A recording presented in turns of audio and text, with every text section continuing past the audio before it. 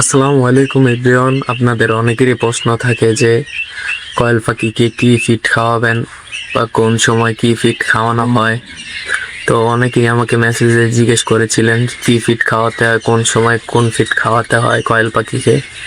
তো আজকে আপনাদেরকে দেখাবো যে কয়েল পাখিকে কোন বয়সে কোন ফিডটা দিতে হয়, কোন ফিডটা দিলে কয়েল পাখি ডিমের পার্সেন্টেজ ভালো পাওয়া যায়।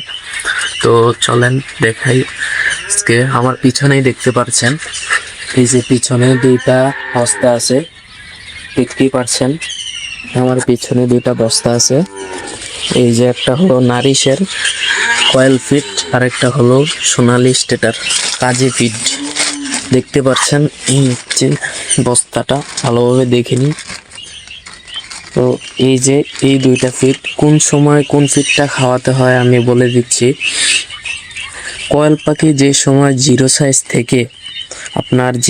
থেকে ডিম পাড়া পর্যন্ত এই সোনালি স্টেটার খাবারটা খাওয়াতে হয়, ঠিক আছে। সোনালি স্টেটার কাজী কোম্পানির ফিড। সোনালি স্টেটার আপনার চাইলে যে কোনো কোম্পানির ফিড খাওয়াইতে পারেন, তবে আমি কাজীটা খাওয়াইয়া থাকি, কাজীটা ভালো পার্সেন্টেজ দিয়ে থাকে।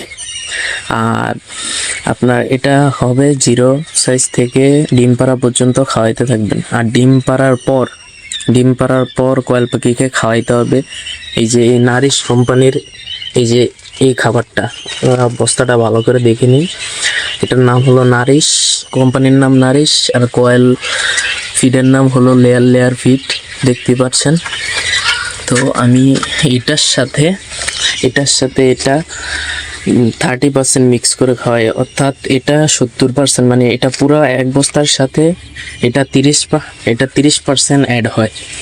তো এইভাবেই আমরা খাওয়াই থাকি আর কি। এটা আপনার নারিশ লেয়ার ফিডটা যখন ডিম পাড়ার পর 70% এটা থেকে খাওয়ায়, 70% এখান থেকে, 30% এখান থেকে, মোট 100% এভাবেই খাওয়ানো হয়ে থাকে। অর্থাৎ আমি বলতে চেয়েছি যে 70% বলতে আপনার এই পুরা বস্তাটার সাথে, এই নারিশের এই পুরা বস্তাটার সাথে এখান থেকে প্রায় 10 থেকে 15 কেজি মিক্স করে খাওয়াবেন এই নারিশ পুরা বস্তার ফিডের সাথে, ঠিক আছে।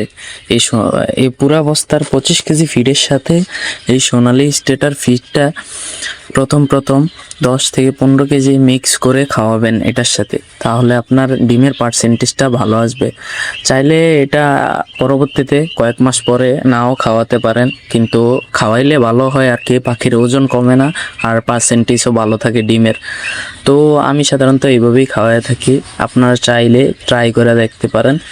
তো আপনাদের অনেকের প্রশ্ন ছিল যে এটাই যে কীভাবে কোন ফিডটা দিয়ে থাকি, তো আজকে বলে দিলাম যে 2টা ফিড আমি খাওয়াই থাকি।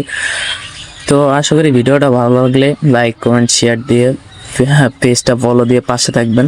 তো ধন্যবাদ সবাইকে। আসসালামু আলাইকুম রহমতুল্লাহ।